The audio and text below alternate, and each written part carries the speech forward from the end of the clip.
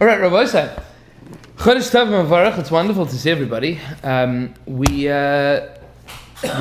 began a few weeks ago talking about Megillas Ester, and then we took a little break, and now we're getting a little bit closer to Purim. It's Rosh Chodesh, which means that we're close, but we should have a little bit of time to try to be ma'ayin a little bit further in Megillas Ester. We spoke a lot in the previous year. I'm trying to understand Achashverosh as somebody that wasn't a king, that became a king, that is attempting to defend his title as king, and the problems that arose when all of a sudden he flies too close to the sun, and Vashti gives him, the treatment, and then he has to deal with this, and then his advisors or at least a advisor that doesn't get the message, messes the whole thing up for him.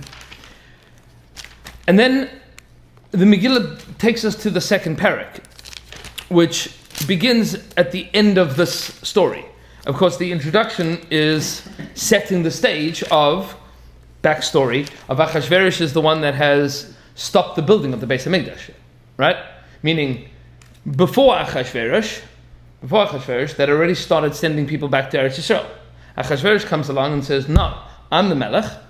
And that's why he counted 70 years. That's Chazal say he counted 70 years, and the Beis Hamikdash hasn't yet been built. And that's why he has all of the kelim of the Beis Hamikdash. He's the kelim of the Beis Hamikdash, and that's what he's got to do. So he's celebrating the fact that the Beis Hamikdash is not being rebuilt. And the Gemara says in Masechtas Megillah that one of the reasons that the Jewish people were punished was because they were nene misadas Rasha, right? That they ate from that suda, and eating from that suda was an implicit agreement that they weren't going back to Eretz Yisrael, that they were stuck in Galus, that this was now their world. Flipping too many pages here, but let's see, Shir Hashirim, Eicha. Where's that? There we go. After this whole story, you have the message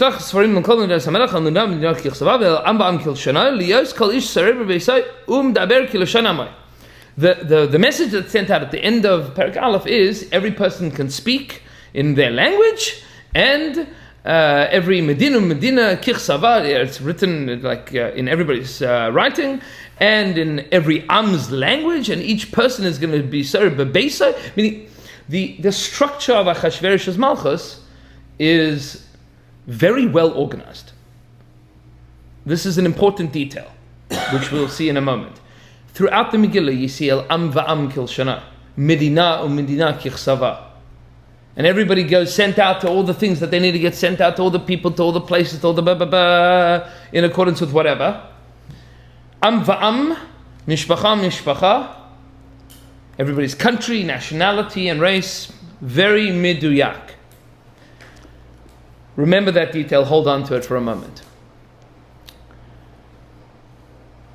Achar hadvarim ha'ile, after these things, these matters, after the execution of Vashti, Kashach Hamas Hamelech Achashverosh, when Achashverosh has stopped being so angry, Zachar es Vashti v'sasher asasa, v'sasher nigzar aleha. He remembers Vashti and what was done to her, what she did and what was done to her. What does he remember about her? That she didn't come to the Suda when he called her down. Right. But this is after his anger has cooled. Shech Hamas Hamelech. He's remembering who was the real Malchus in the family. That's true. But that he knew. What's going on right now? What is this the preamble to?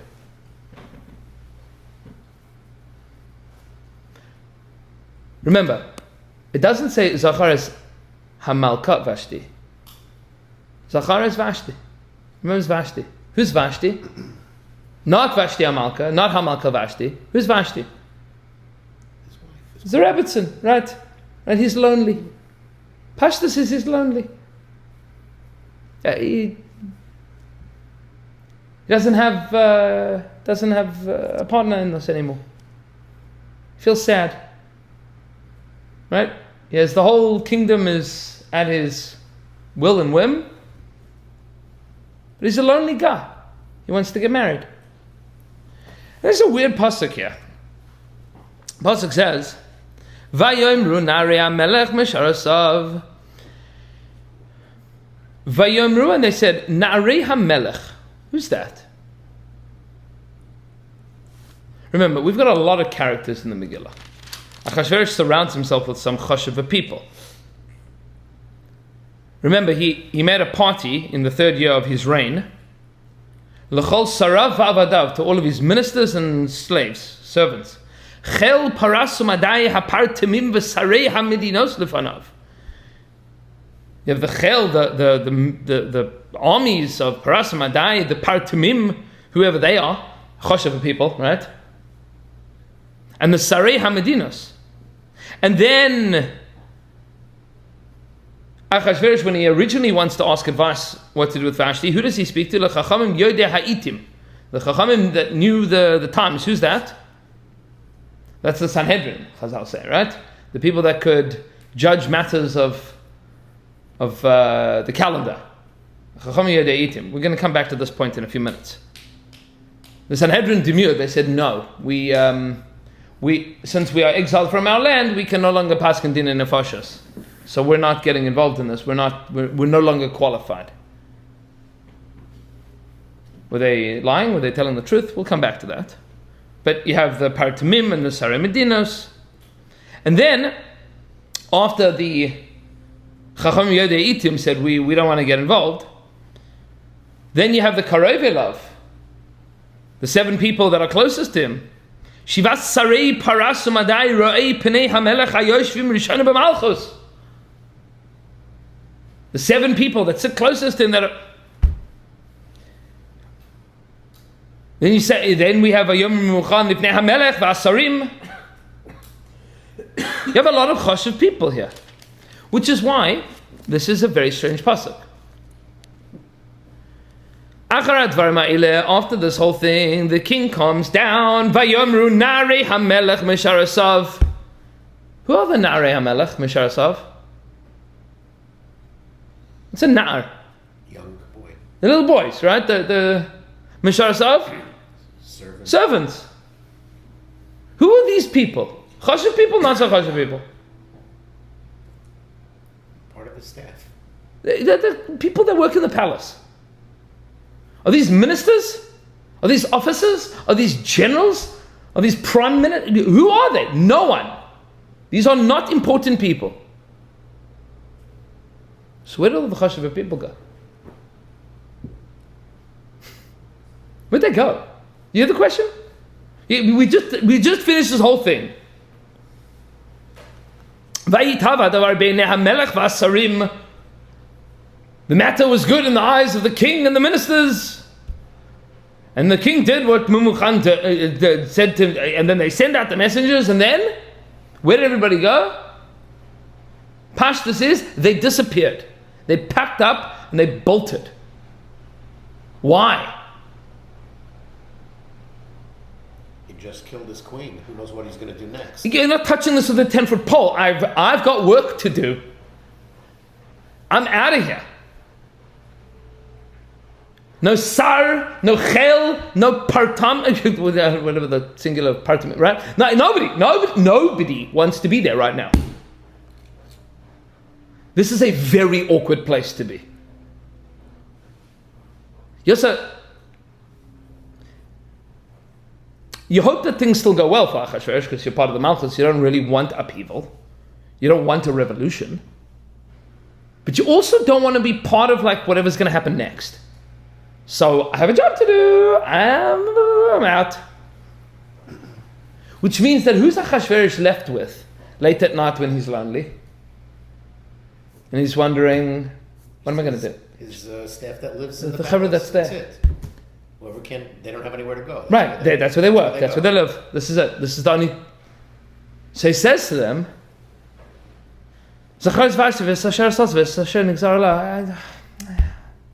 place feels so lonely. Where's everybody gone? I used to have big parties here. It's like that scene from like the beginning of Frozen, right?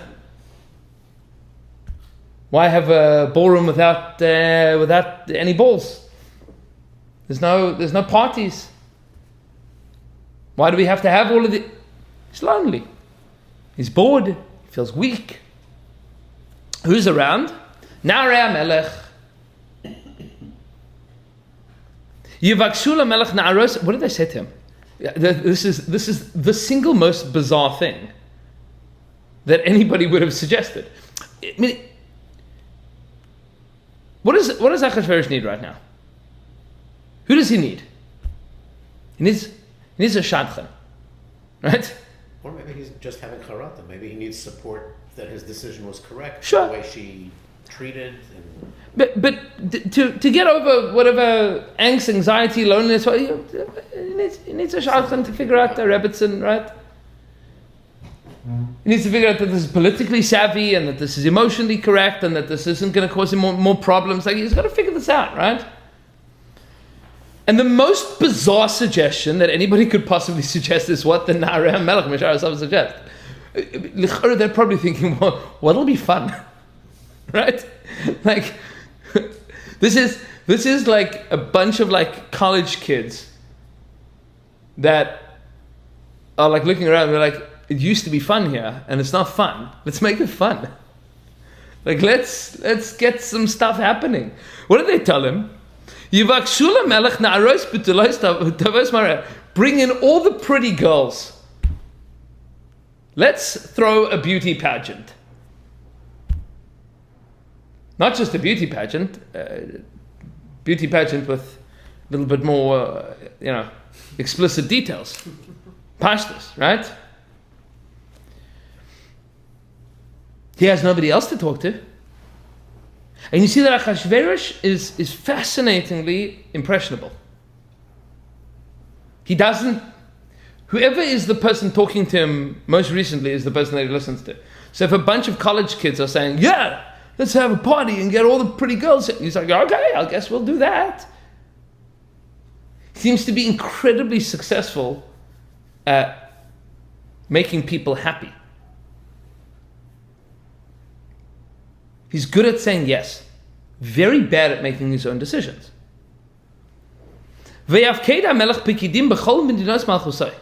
So he sends out these officers throughout all of his malchus. They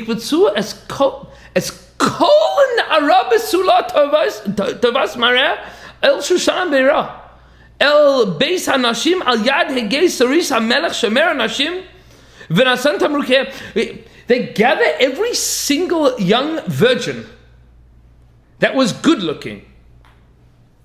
That's 127 countries. From Hodu to Kush. That's like the majority of the known world at the time. How many good looking virgins were there? 10 million? 5 million? Be conservative, let's say 1 million. What's he going to do with 1 million? Like, what does this even mean? He sleeps with one a night. Every night of the year. That's 365 in year one. How far are you getting? Like, what are you doing? Like, how many years is this going to... I suppose the Na'arei Melech Mishar are having a great time. Because anybody that the king doesn't want, I don't know.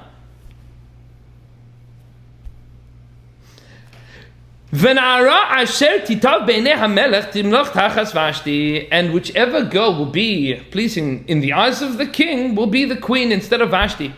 This is like the most common refrain of Achashverosh. The matter was good in the eyes of Achashverosh. And that's what he did. And what's the time frame for all this searching and bringing them in? Yeah, so Chazal say that the next psukim issue di hayab shishana bira shma ben ben yoyib shmi ben kish ishi mini asher haglam Yerushalayim im hagala asher glasa im Yechonya melech Yehuda asher haglan Nebuchadnezzar melech Babel, right? And then v'hi omenes hadasa hi Esther bastada. I mean, this is the introduction to Mordechai and Esther, that Mordechai managed to hide Esther for 4 years before the Pikidim found we got another one. Schlep her in. I've seen thousands and thousands of women like arriving every single day. It's like just busloads of young girls. It's bizarre. For what? No, this is what we're doing now. This is Meshuggah. The whole thing is Meshuggah.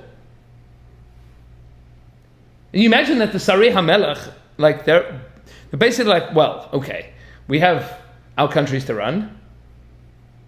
Everything seems pretty safe and secure. King is entertained doing whatever he is doing. Okay. Excellent. There's no solution to the problem, though.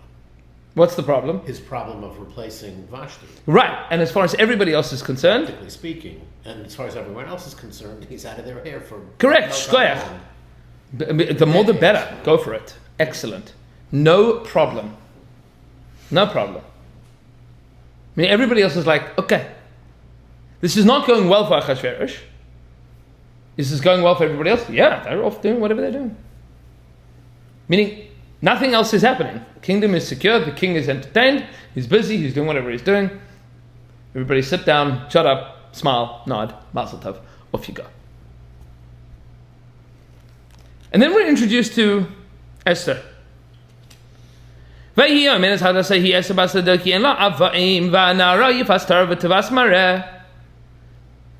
beautiful. And when her father and mother died, Mordechai adopts her, Labas meaning as a daughter, Labais, Chazal say, maybe married her. And then different days in Chazal how to deal with the fact that if she was married, then she wasn't a Basula. So maybe Basula wasn't such an important characteristic. If you were like really good looking, then you didn't really have to be a Basula. Then Achashverosh didn't really care so much. Maybe he did.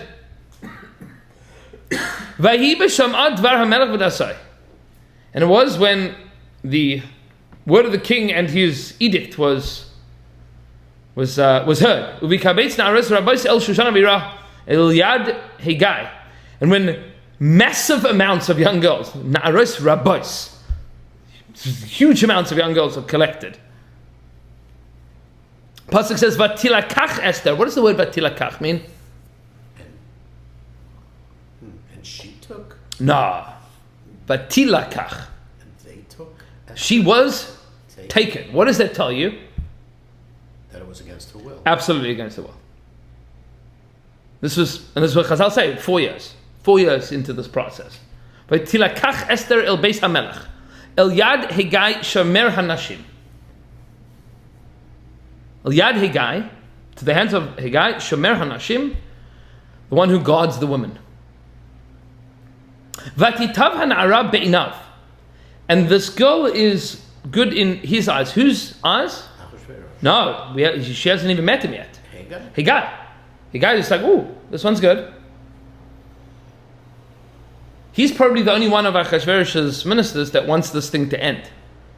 He's busy. Right, his life is crazy. It's like this king has gone out of his mind. Is he always referred to in the Megillah as Hegai Shomer HaNashim? Yeah. Is he ever referred to just as Hegai? I think Hegai Shomer HaNashim. That's. But Chesed Lefanav, she has this character trait where she draws out his kindness. ויבהל אסתר מורכבת מנסה לעשות לה ושבע הנערות הראויות לה מבית המלך ושניה ושנרסה לטוב בית האנשים. He basically favors her, he upgrades her. She's interested in this or not interested in this? Not interested. Not even one bit interested. As far as she's concerned, the quicker I'm rejected, the better. Go back home, Shalom Aleichem. I have no interest in being here. this very interesting passage now. Remember we pointed out that your nation is very important, your language is very important, your mishpacha is very important. Lo higida Ester es amav es maladta. Esther does not tell her nation or her birthplace. She doesn't tell which nation she is from or her origin. Why? Why?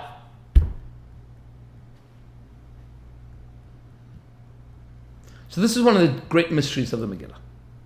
The Megillah tells us why, and then you have an even bigger problem. Because Mordechai said, don't tell. That's not a reason. Right, that's why she doesn't. But why did Mordechai tell her not to? Don't tell anybody that you're Jewish. So the Ibn Ezra said that this was Benavua. He says it's the only explanation that I can give. And all of the Rishonim and all of the Achronim bend over backwards to try to find pshat in this. What is that? The Ibn Ezra says that he had Ruach HaKodesh, that he had Nevuah, that she should not reveal where she's from. It's not Mephuros like that anywhere in the Megillah. The Ibn Ezra says it's the only answer I can give. The only thing that I can explain is that somehow or another. Did that come to help them in the end? Absolutely. Because had Achashverosh known she's like how? She reveals much later that she's Jewish and that Haman's trying to kill her. Oh. Right? Meaning that secret becomes very relevant later. But right now it makes no sense. Well, part of the feast was parading around with the stuff from the base of Megillas. Yeah. Then it might not be good to be Jewish in the king's court. Well, yes, but important to point out that Achashverosh hates Jews. Nothing indicates that he does. No. What he absolutely hates is Jewish sovereignty, because he's the Melech. And we spoke about this probably 2 years ago when we spoke about the idea of Malchus in general. Malchus means the story that the world lives in. Meaning, it's the unspokens that exist in the world around you that is the Malchus that you are in. There's 4 categories of things, of knowledge of things. There's the things that you know that you know. And then there are the things that you know that you don't know.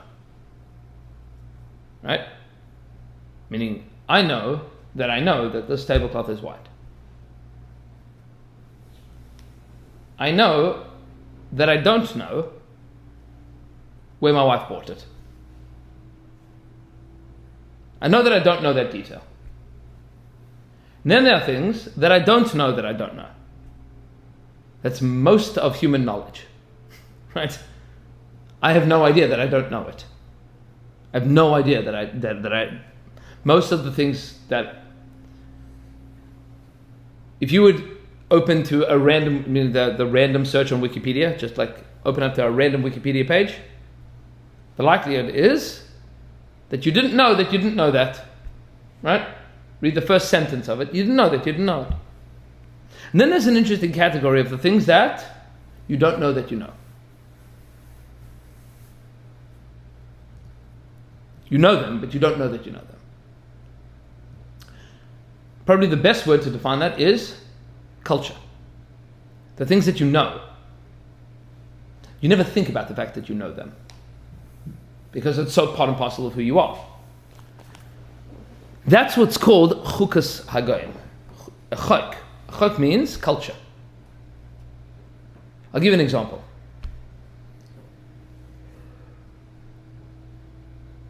What do Americans do on the 4th of July? Celebrate. How? Fireworks. Fireworks. Good. Why do we light fireworks? No idea. No idea. It's pretty. Because everyone goes, ooh and ah. That's Right. And the rockets, red glare. Right. Bursting in there. Maybe. It's the pasuk. It's a puzzle. Steht in pasuk the rockets, red glare. Right? Imagine if you would have, 2 American parents that would What? leave America and go to China. Right? where all the fireworks are made. Right? And then on the 4th of July, They would light fireworks. The kids would be like, why are you lighting fireworks? And they'd say, it's the 4th of July. And they'd say, why? Because that's what we did in America. Why? I don't know. Why hot dogs? Here's the interesting point, is that no American kid asks their parents why we light fireworks on the 4th of July. Right? Just do it. You do it. It's culture. We have similar situation in Manhattan. A lot of 100%. question. I mean, Yes. I say for time I am in Hagen, but you know, Yes. a lot of things we do, we forget why it was originally done. But I did it because my father did it, my grandfather did it. This is Right. what we did. Right, but here's the point, is that when you ask the question of why we're doing It's it, an answer. no, it's more on the fact that you are not naturally inclined to understand it, that it doesn't make cultural sense, it is sitting at odds with your cultural reality. Right? That's what it means. When you do things and then you question, why am I doing this? As opposed to the things that you do without questioning why you do it. You just do it. Right? Like, why is it that at graduation everybody throws their cap in the air?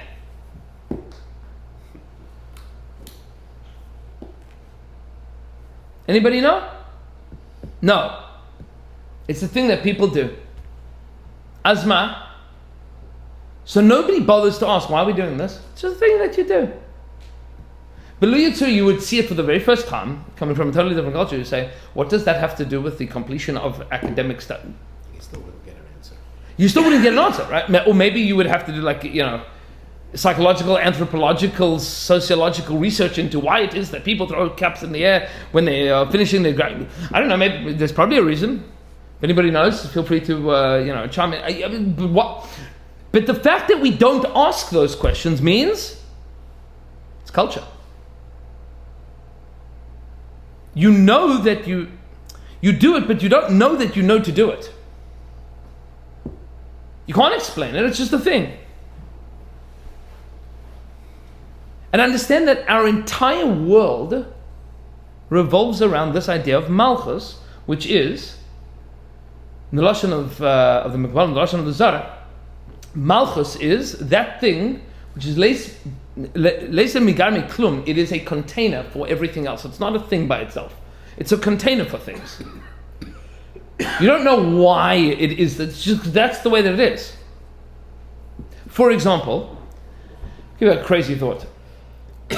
In Iran right now, there are people that believe in totalitarianism, and there are people that believe in democracy. Right? Yes? That's machlokes in Iran right now. Both of those are viable realities in Iran, and there are people that hold of each. And there might well be a civil war that's brewing between these two sides. In America, could anybody here foresee a possibility where there would be a viable political party that would be fighting for totalitarianism? Not currently.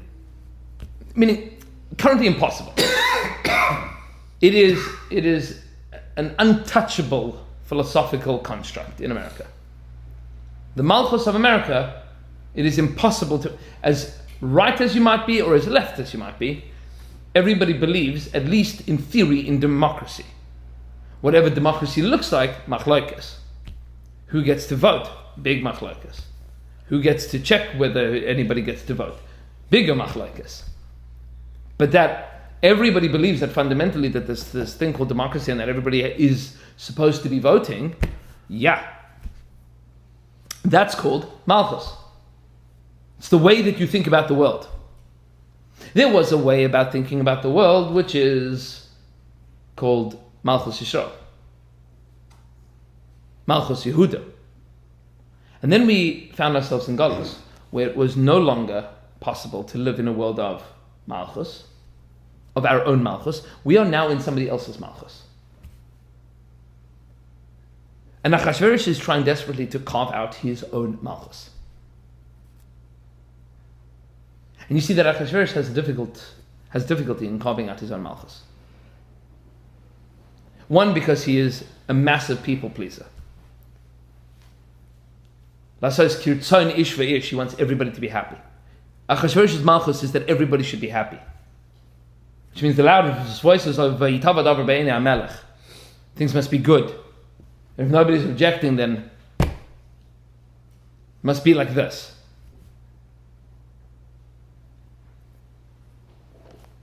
He's more than happy to have Jews and to have Persians and to have Babylonians and Amalekim, Hittites and Canaanites and whoever else might be, Assyrians, that have all amalgamated into his kingdom. All of them are more than welcome to be part of the kingdom as long as he's the Melech.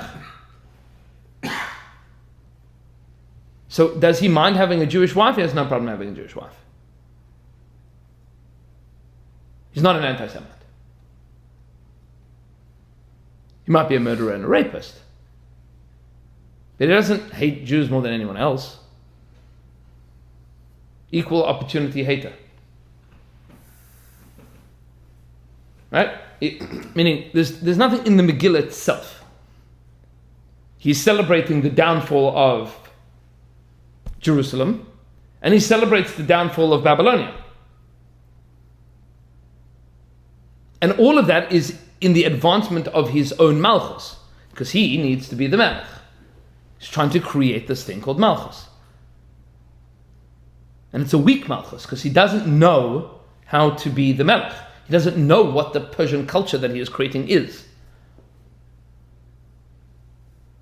So he's open to interpretation, open to suggestions. And Mordechai tells Esther, don't tell Achashverosh. Don't tell him. Don't tell anybody. Now here's the crazy thing, by the way. What should happen when Esther gets off the bus? Right? Goal number 2,386,781. Good morning, what's your name? Esther, last name? Hamalka. Where are you from? I said, where are you from?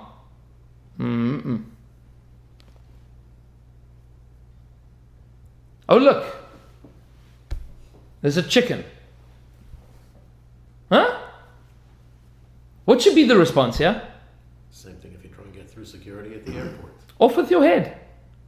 I need this on my... Somehow or another, hey, guy is not... Okay. But tisach chesed lefanav. She's charming. Where are you from? Not important.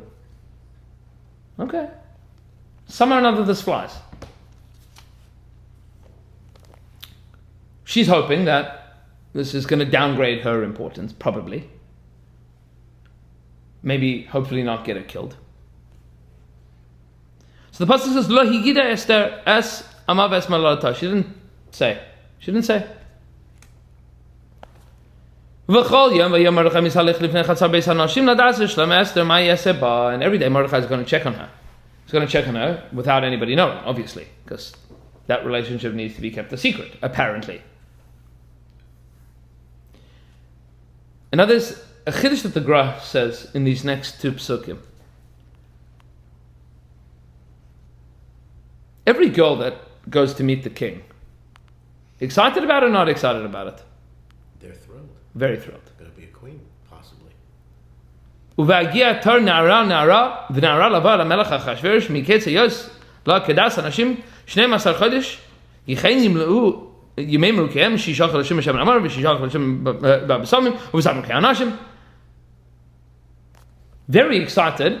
The nigun for this, the trop is Uvagia tar nara v'nara. Says the Gra, very excited. And then the Psukim describe in the morning, in the evening she would go to the king, and in the morning she would come back, etc. Uvehagia tar Ester bas Avichail dod Mordechai. How's that read in the Megillah? Uvehagia tar Ester bas Avichail. What does that sound like? Constant breaks. Not interested in going at all. Lo biksha davar. She didn't ask anything.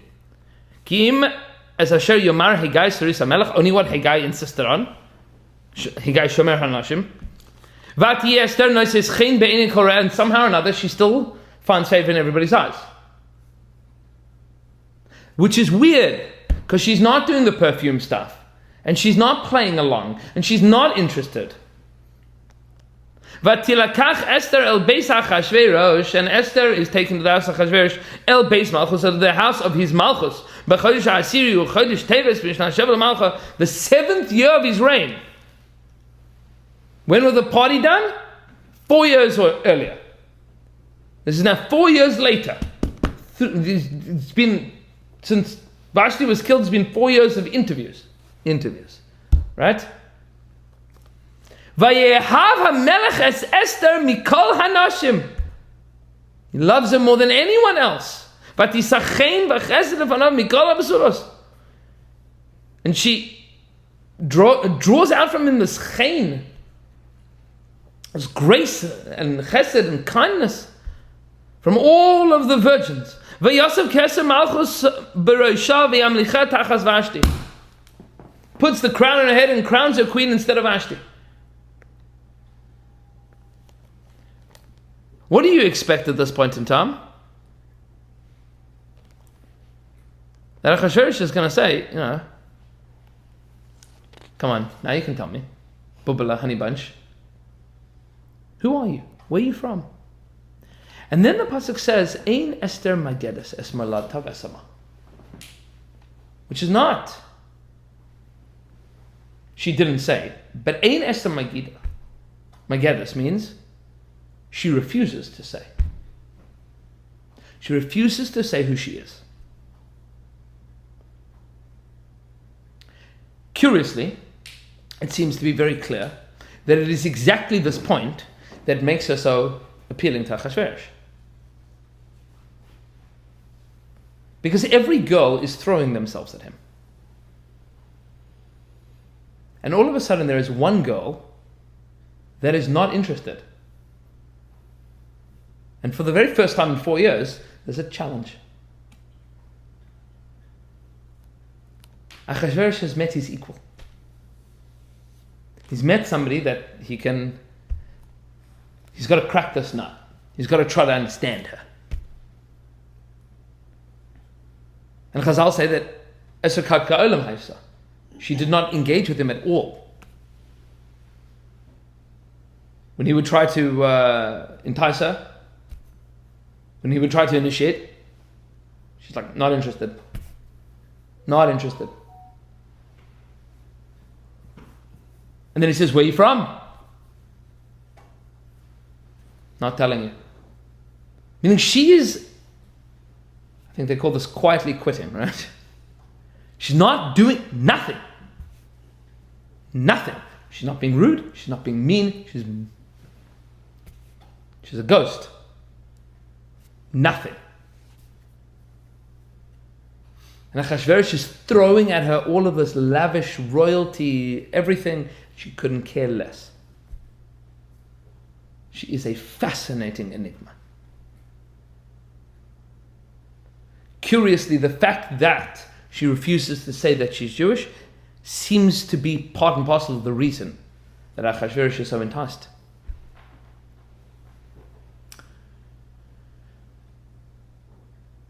And now we're going to get to the side of why she's not saying who she is. Perhaps this was Baruch HaKodesh, perhaps not.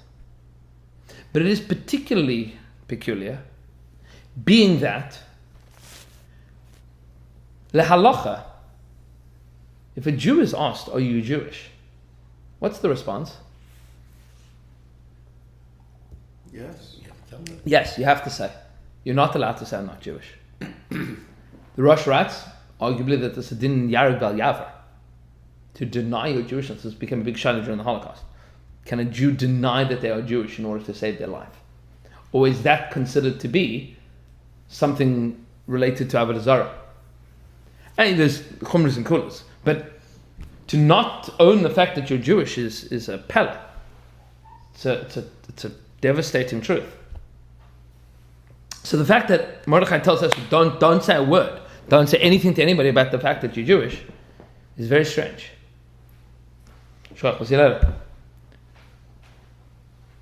Very strange. Why doesn't she reveal it? Why does Mordechai insist that she not reveal it? Do you remember when we started, we said, the Chachamim Yodei Itim? Who does Achashverosh want to get advice from? The Chachamim? Those that understood the times. And they refused. They said, we can't judge anything anymore because we're not in Yerushalayim. So the Gemara says in Maseches Ksubos and Kuf Yud Aleph, we won't say it inside, but just kedai to see inside, with the sugya of the Shalosh Shavuos, which is a long sugya about what the oaths are that the Jewish people took. So there's a day in the Gemara that one of the things that the Jewish people made a promise about is that we would not reveal our secrets. Rashi and Tosfos, they quote two opinions. We would not reveal the Sod HaIbur or the Tameh HaMitzvos. We wouldn't reveal the Sod HaIbur. What's the Sod HaIbur? It's how to be ma'aver the Chodashim, right? How to calculate the calendar. That's called the Sod HaIbur. There's a problem in the Jewish calendar, the problem in the calendar in general, which is that the sun and the moon are not on the same cycle. It's like a day off. Right? 11 days. 10 and a bit days. The lunar cycle is 354 and a bit days. Solar cycle is 365 to 354. Which is why every 3 years we have, or more or less, meaning 7 times in every 19 years, we have Shana Milberes, a leap year. So why can't you reveal that to the non-Jews? Sod HaIbur. Does that have to do with mazalos? It has everything to do with everything. But pashtus. The Jewish people are nimshal al-levana. We are compared to the moon. We wax and we wane. Things go up, things go down. The non-Jews are compared to the shemesh. They burn very, very brightly, and then they set. It's no waxing and waning for the sun. It burns brightly, and then there's a malachim that Yaakov sees. They go up the ladder, and then they come down. Right?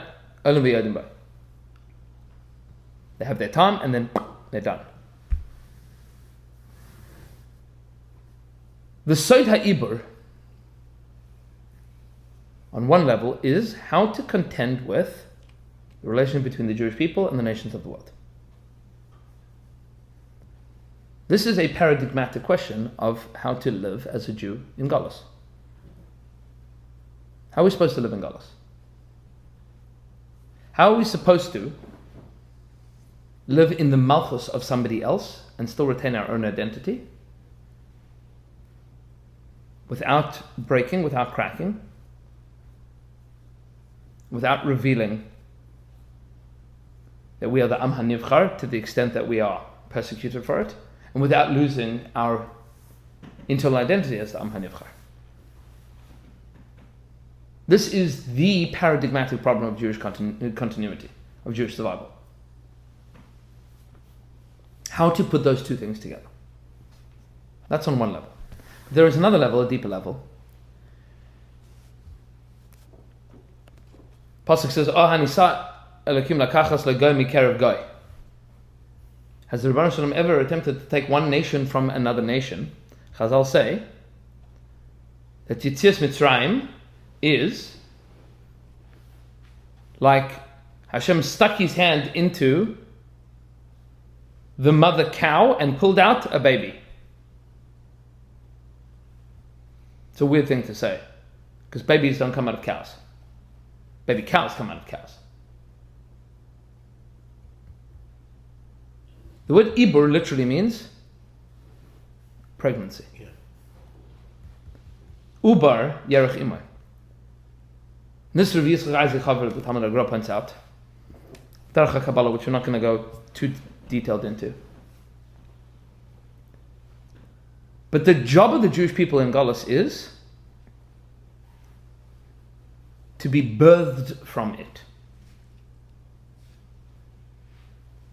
What happens to this surrogate mother when the Jewish people are extracted from it? They don't survive. They don't survive.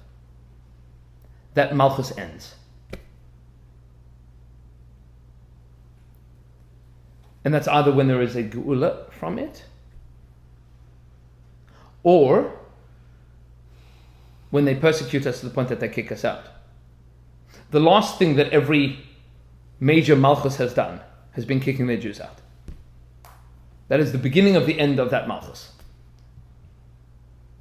Since the days of Paro and Mitzrayim, to the Romans and the Greeks, to every country in Europe, the last thing that you do before you sink is you kick the Jews out. We are birthed from the nation in which we are incubated. The Sayyid Ha'ibur is how to live in Galus as Jews. And Chazal say, don't tell this to the host nations. Don't explain to them. Because one of two things happens. In the ideal world, their identity dissolves into Malchus Shemayim. And in the non-ideal world, it dissolves Bichlal. But either which way, the reason that people hate Jews is because at a basic core level, every Jew knows that the Malchus that we are in is not our Malchus. We are at odds with the nature of the world that we are in. Now let's talk about Achashverosh for a second. What is Achashverosh trying to establish? Malchus. But he is still within the Babylonian world. He desperately wants to know the secret of how do you birth a nation from within a nation. That's what he wants to know. He is at odds with the Malchus of Babylonia, which doesn't exist, but still is his context. He's not his own melech yet. So he desperately wants to know how to do this. And the Chachamim say, no, we are not telling you how this goes. And when Mordechai realizes that Esther is being taken to this place, he says to her, you swear that you don't reveal that you are a Jew, because all that Achashverosh desperately wants is to understand how to make a Malchus. And the secret to creating Malchus is the Jewish people.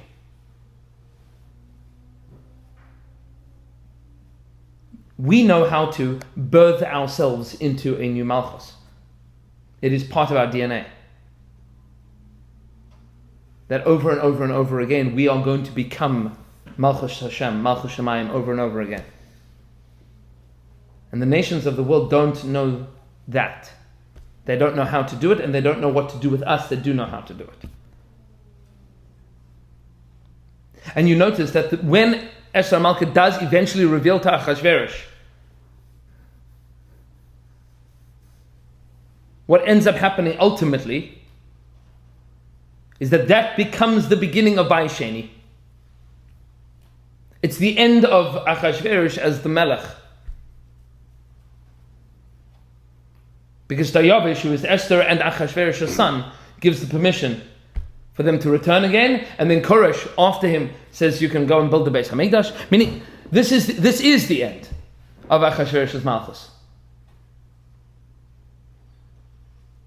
The moment that she reveals it, it's finished.